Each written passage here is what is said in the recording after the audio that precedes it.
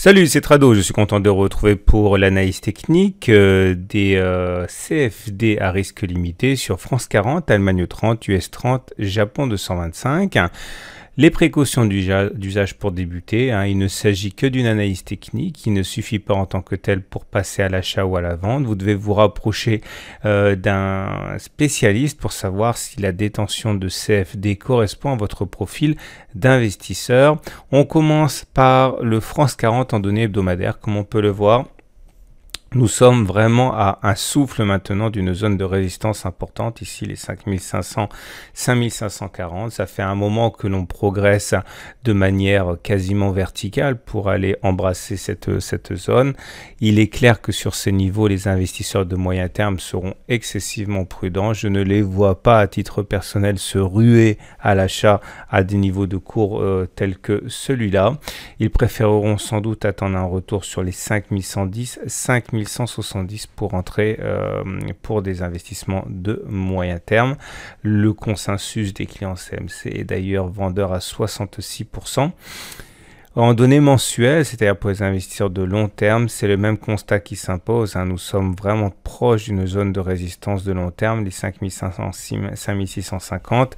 Toute cette zone est dangereuse puisqu'une attaque baissière peut apparaître à n'importe quel moment sur cette zone. Vous voyez comme de manière systématique, depuis plus d'un an, ces niveaux sont vendus.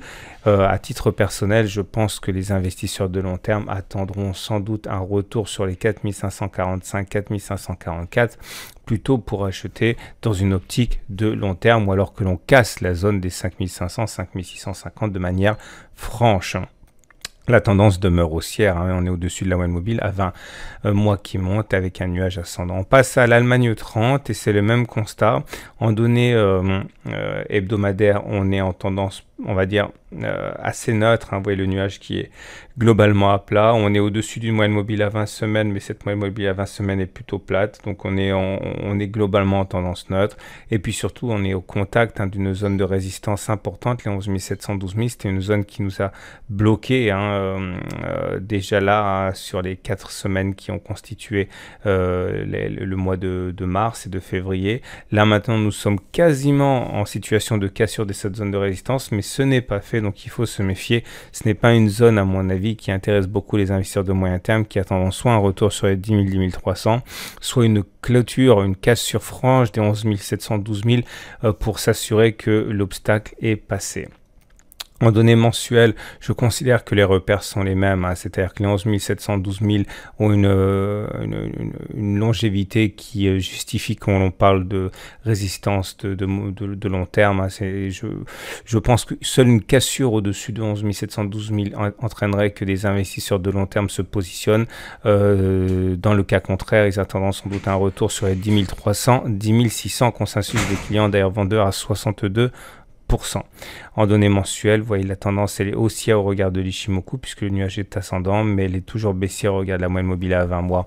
On retiendra surtout que la tendance n'est pas claire et il faut donc d'autant plus se méfier d'achat sur les niveaux actuels. On passe à l'indice phare américain, l'US 30. La tendance aussi là est plutôt neutre. Vous voyez le nuage qui dérive à plat.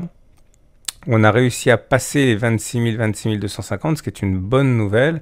Par contre, on voit que c'était pour se retrouver nez à nez avec une autre résistance, ici les 26 700, 26 900. Je ne pense pas non plus que sur ces niveaux, les investisseurs de moyen terme achèteront. Ce sont des investisseurs, des traders de court terme qui achètent lorsque l'on a aussi peu d'espace avant le prochain obstacle. Les investisseurs de moyen terme attendront sans doute soit que l'on clôture au-dessus des 26 900, soit que l'on revienne sur les 25 500 ici. En données mensuelles, c'est la même chose. La zone des 26 100, 26 900 est suffisamment vieille pour qu'on puisse parler de résistance de long terme. Je ne pense pas que les investisseurs de long terme rentrent sur les niveaux actuels. Encore une fois, c'est surtout des investisseurs, des spéculateurs de court terme qui rentrent à l'achat. Les investisseurs de long terme préféreront attendre un retour sur la zone des 21 400, 23 300 pour acheter ou alors une clôture claire au-dessus des 26 900. Le clients, les consensus des clients CMC, d'ailleurs vendeurs à 63%. Alors concernant l'indice phare japonais, la tendance aussi est neutre. Vous voyez, le nuage il est à plat comme ça. On n'a pas grand chose en fait pour nous bloquer avant les 22 700. Les investisseurs de moyen terme attendront néanmoins, j'imagine, les 19 100, 19 700 pour acheter, puisque là finalement on est relativement loin des supports.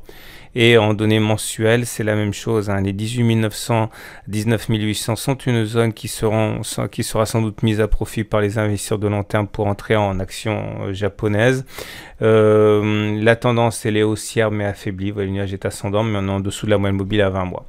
Donc voilà pour résumer tout ce qu'on pouvait dire sur les indices. On retiendra surtout qu'à part l'indice japonais, tous les indices étudiés sont sur des résistances qui rendent l'achat de moyen terme, à mon avis, pas très populaire, hein. Ceux qui rentrent actuellement sont des investisseurs de court terme qui surfent sur les tendances de court terme. Donc, et en données mensuelles, c'est la même chose. On n'est pas sur des niveaux qui sont excessivement intéressants, ce qui, à mon avis, fait que les investisseurs de moyen de long terme, hein, attendent sans doute, hein, que les résistances soient passées ou que l'on revienne sur des supports. Je vous souhaite une excellente semaine et je vous dis à la semaine prochaine pour la mise à jour.